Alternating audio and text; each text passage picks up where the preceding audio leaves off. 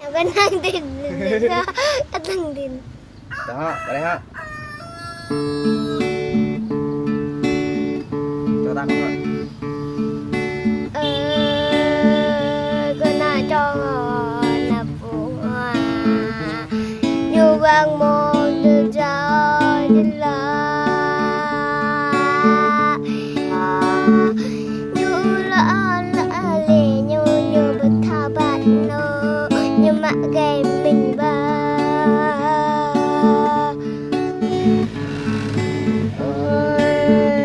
Để có cánh giống như bé đơn lên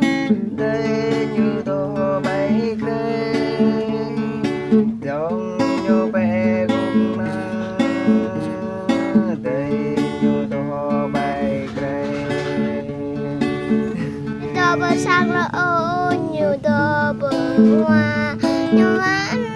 hoa như anh nâng bầu tỷ như nào bờ chỉ trọc như nào gần màu màu kít nên là rẽ tay và bột ta bông tay sẵn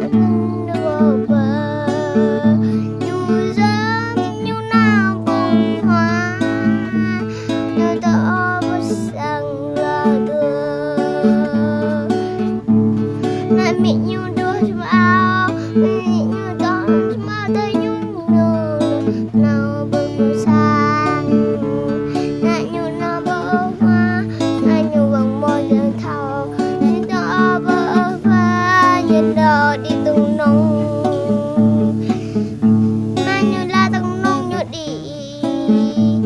như nào bờ hoa như bờ tí hoa như tay bộ ngọ tí như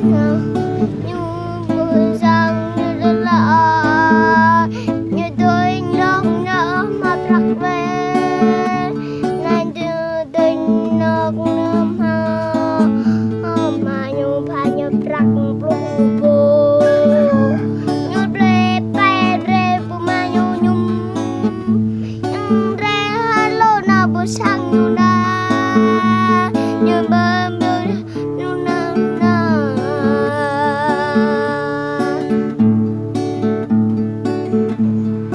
nấu bu hoa lại như nấu bu hoa bu ya răng đi như to bu ya răng nghịch nhờ như nào bu trẻ bao nhiêu nơi đang đa như ble ba bay bẹ nhì như ble những nhung nào bu ya trẻ chừng giờ nó mưa ăn như là màu như nào vàng sang như đậu bây giờ ai như đâm bông hoa như ba bụi vịt như ba bụi vịt như đâm bờ tì như đó bờ sang là như đó bờ nào mờ na như đem nụ vào nụ na bờ sầm ao như chua như nào vàng mờ như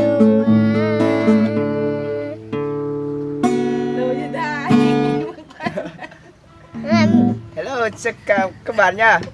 Hôm nay mình với em trai của mình ở nhà không có việc gì làm, cho nên là quay cho vui đánh đàn bài giờ này để cho em Khánh hát để kỷ niệm lại tuổi thơ của nó, sau này nó lớn lên nó xem lại nha mọi người. Nếu mọi người thấy hay thì cho mình một like, subscribe kênh nha. Bye bye. Bye bye. Tên Khánh đây lên. Tên Khánh đây.